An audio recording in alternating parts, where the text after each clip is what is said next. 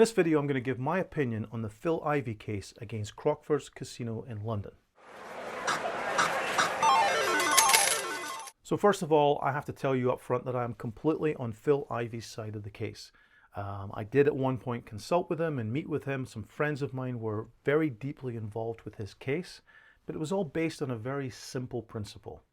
That Phil Ivey, as a highly advanced technical strategic player, his goal is to take any advantage available to him and maximize profits. And remember, this is a business transaction. The casino is responsible for protecting its own game, all right? It has a game, it offers it to players, it has security personnel, it has dealers, it has managers, it has a marketing department. It's responsible for its own casino. The guy coming in with his money, looking to put it onto that table, he's looking for the best place to bet his or her money in order to maximize the potential profit. Okay? This isn't somebody going in just to play for a good time. You bet he will be doing anything possible within the law to make sure that he wins whenever the opportunity arises. Okay? That's my opinion about Phil Ivey. I do not believe he's a cheat, and I do not believe that the system he was using in order to beat Crockfords was cheating in the least, because he did nothing to change the order of the game. That's what cheating is.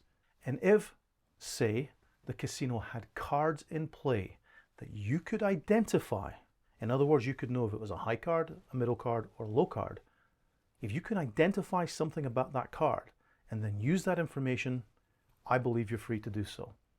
And if you're Phil Ivey and you're putting down millions of dollars in order to win millions of dollars, you bet you're going to take that advantage. You're certainly not going to say to the house, hey, did you know that I can see this from across the table? He basically made a proposal to the casino. I'll put down a large amount of money. All you have to do is play the game in the way that I ask you to play it. And that meant that the cards were turned in a certain way at his request. Then they were shuffled with certain restrictions. And what that meant was is that he could position the cards so he would know the quality of the card before it was dealt. It is entirely up to the casino whether or not they choose to accept that proposition. It is not up to him to explain exactly why he wants it.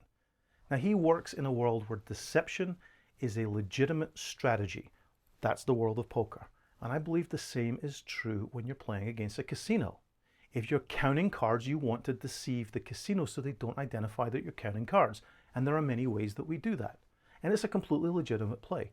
So when Phil Ivey had figured out that he could take this flaw that existed not just in their cards, but in most cards in every casino in the world and in every deck of cards you've got in your drawer, when he identified that and figured out how to leverage it in his favor, and the casino agreed to adjust their game, it's their problem. Had anybody in that casino known anything about rudimentary, simple card tricks, they would have recognized what he was doing instantly, because the system is exactly the same as something that anyone who learns card magic learns in the very first book they might learn on sleight of hand. Now, there's no sleight of hand involved in this, but the principle is right there in almost every card magic book.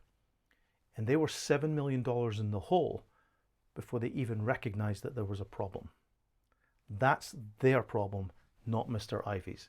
And if it was up to me, he would get that money back. So that's just my opinion, purely my side of the story for this.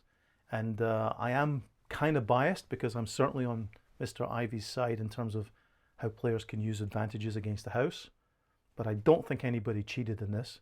But I do think that the casino could have been a little bit more knowledgeable about how it protected its game.